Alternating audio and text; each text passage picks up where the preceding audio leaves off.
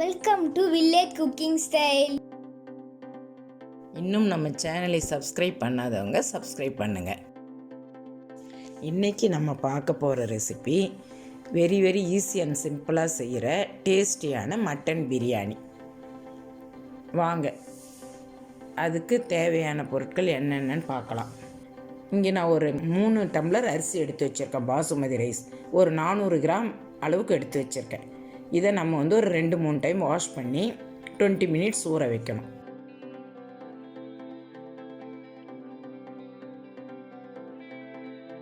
ஊற வச்சுட்டு அதுக்கப்புறம் அதுக்கு தேவையான பொருட்களை பார்க்கலாம் வாங்க. இங்கே நான் 400 கிராம் அளவுக்கு மட்டன் வாஷ் பண்ணி நல்லா க்ளீன் பண்ணி எடுத்து வச்சுருக்கேன். வெங்காயம் ஒரு 2 வெங்காயம் மீடியம் சைஸ் வெங்காயம் நீல வாக்கில் கட் பண்ணியிருக்கேன். 2 தக்காளி நீல வாக்கில் கட் பண்ணி வச்சுருக்கேன். கொஞ்சம் சோம்பு, 3 ஏலக்காய், ஒரு துண்டு பட்டை, ஒரு துண்டு கல்பாசி வச்சுருக்கேன். சில்லி பவுடர் 1 ஸ்பூன் வச்சுருக்கேன். கரம் மசாலா 1 ஸ்பூன், 2 பச்சை மிளகாய் வச்சுருக்கேன். கொஞ்சம் மல்லித்தழை, ஒரு கைப்பிடி அளவுக்கு புதினா வச்சுருக்கேன். இதுக்கு தேவையான பொருட்கள். வாங்க செய்முறை பார்க்கலாம். இங்கே நான் ஸ்டவ் ஆன் பண்ணி ஒரு டபரா வச்சுருக்கேன். இது ஓப்பன் டபராவில் செய்கிறதுனால டபரா வச்சு நான் இங்கே ஒரு 3 ஸ்பூன் அளவுக்கு பெரிய ஸ்பூன், அதில் 3 ஸ்பூன் அளவுக்கு நான் ஆயில் சேர்த்து விட்டுட்டு அந்த ஸ்பைசஸை போடுறேன்.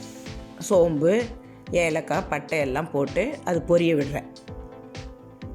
இது ரொம்ப ஈஸியாக செய்கிற மெத்தட் தான். அதுக்கப்புறம் நம்ம நீல வாக்கில் கட் பண்ணி வச்சுருந்தோம் இல்லைங்களா வெங்காயம், அதையும் சேர்த்து விடுறேன். சேர்த்து விட்டு நல்லா வதங்கணும். இது கொஞ்சம் வெங்காயம் கொஞ்சம் கலர் மாறணும். இப்போ கலர் மாறி வருது பாருங்கள். வெங்காயம் நல்லா வதங்கினா தான் பிரியாணி நல்ல டேஸ்ட்டாக இருக்கும். அந்த ஈரத்தன்மை கொஞ்சம் போகணும். அப்புறம் அந்த பச்சை மிளகாய் நீல வாக்கில் கீனி வச்சுருந்தேன் இல்லைங்களா, அந்த 2 பச்சை மிளகாயும் சேர்த்து விடுறேன்.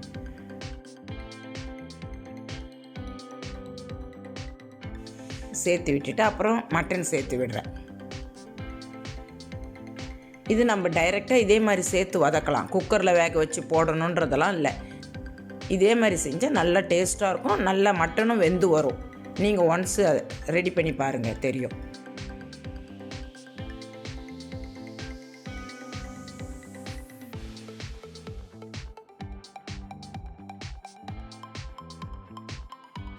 கொஞ்சம் மஞ்சள் பொடி சேர்த்து வதக்கி விடுறேன்.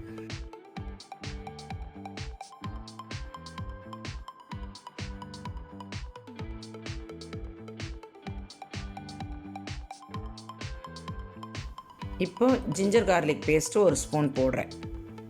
நல்லா full spoon ginger garlic paste போட்டிருக்கேன். அதை போட்டு திரும்பவும் நல்லா வதக்கி விடணும். அந்த ரா ஃப்ளேவர் போகிற வரைக்கும் வதக்கி விட்டுட்டு புதினா தழை தூவி விடணும். புதினா தழை தூவி நம்ம எடுத்து வச்சோம் இல்லைங்களா, அந்த புதினாவை போட்டு மறுபடியும் நம்ம வதக்கி விடணும்.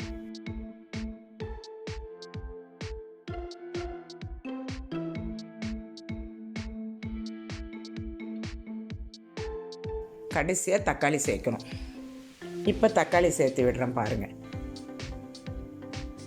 நம்ம அதெல்லாம் வதங்கின பிறகு தக்காளி சேர்த்தா தான். ஏன்னா நம்ம ஃபஸ்ட்டில் தக்காளி சேர்த்தோம்னா அதுலேருந்து தண்ணி இறங்குச்சுன்னா நம்மளுக்கு அந்த மட்டன் வேகிறதுக்கு கொஞ்சம் இதுவாகும். அதனால் நம்ம கடைசியாக தக்காளி சேர்த்துட்டு உப்பு சேர்த்து விடுறேன். உப்பு சேர்த்து நம்ம திரும்ப நல்லா வதக்கி விடணும். இப்போ அந்த தக்காளி கொஞ்சம் மசிஞ்சு வர அளவுக்கு கொஞ்சம் வதக்கி விடணும்.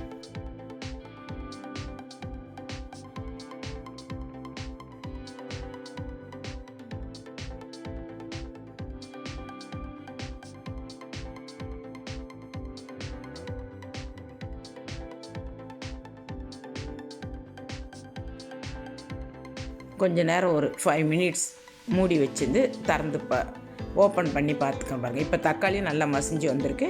வெங்காயம் நல்லா பாயிலாக இருக்குது. மட்டனும் ஓரளவுக்கு கொஞ்சம் நல்லா இதுவாகும். இந்த மாதிரி நம்ம ஒரு 5 மினிட்ஸ் மூடி வச்சோம்னா நல்லா கறி சாஃப்டாக வந்துடும் வெந்து.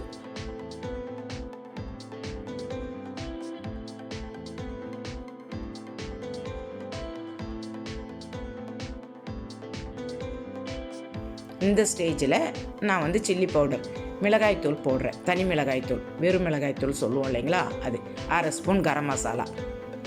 இதை போட்டு கிளறி விடணும்.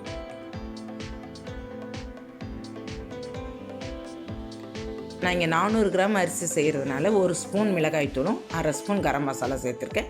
ஆல்ரெடி நம்ம 2 பச்சை மிளகா போட்டிருக்கோம்.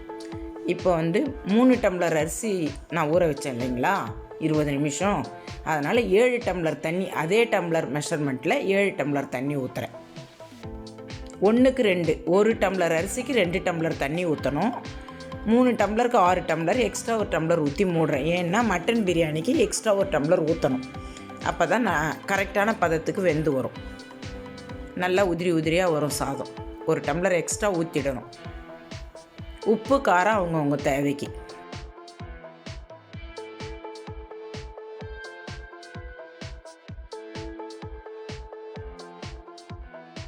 இப்போ கொதிக்கும் போது நான் அரிசி சேர்த்து விடுறேன் பாருங்கள்.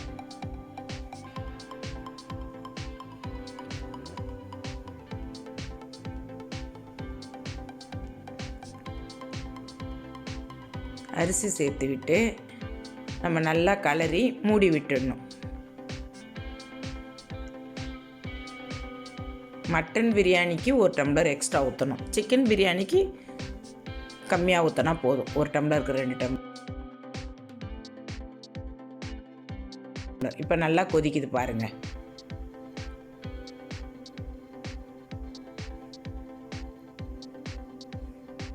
இந்த மாதிரி நம்ம பக்குவமாக கலரி விடணும். அரிசி உடையாத மாதிரி கொஞ்சம் பக்குவமாக ஓப்பன் டபராவில் செய்கிறதுனால நம்ம ஒரு 2 டைம் 3 டைம் கலரி விடணும். அப்போ தான் அந்த மசாலா எல்லாம் எல்லா இடத்துலையும் நல்லா மிக்ஸ் ஆகி நம்மளுக்கு பிரியாணி நல்ல டேஸ்ட்டாக இருக்கும்.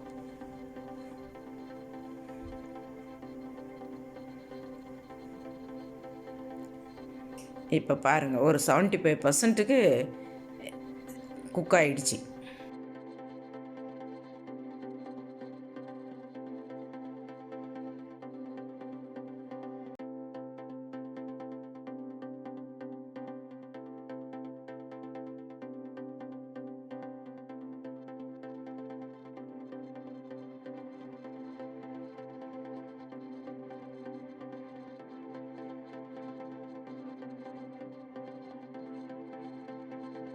இப்போ நம்ம கொஞ்சம் 1 ஸ்பூன் அளவுக்கு நெய் சேர்த்து விடணும்.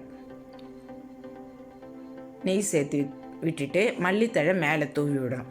நெய் சேர்த்தாலும் பரவாயில்ல, சேர்க்கலனாலும் டேஸ்ட்டாக தான் இருக்கும். சேர்த்தா கொஞ்சம் கூடுதல் சுவையாக இருக்கும். சேர்க்கலனாலும் நல்லா தான் இருக்கும். சேர்த்து விட்டுட்டு நம்ம ஒரு 5 மினிட்ஸ் வந்து ஸ்டவ்வை சிம்மில் வச்சு மூடி மேலே ஒரு வெயிட் வச்சிடணும். நான் ஒரு பாத்திரத்தில் தண்ணி வச்சேன். இப்போ எடுத்துட்டு கலரி காமிக்கிறேன் பாருங்கள். உதிரி உதிரியாக இருக்கும் சாதம். நல்லா மட்டனும் நல்லா சாஃப்டாக வெந்திருக்கும். ரைஸும் நம்மளுக்கு நல்லா உதிரி உதிரியாக வரும். ஓப்பன் டபராவில் செய்கிறதும் ஈஸி தான்.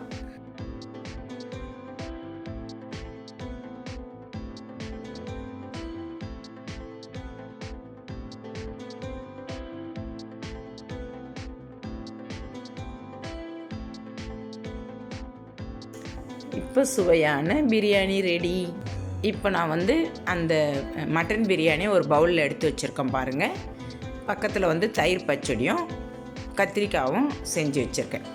கத்திரிக்காய் கிரேவியும் தயிர் பச்சடியும் இதுக்கு சைட் டிஷ்ஷும் செஞ்சு வச்சுருக்கேன்.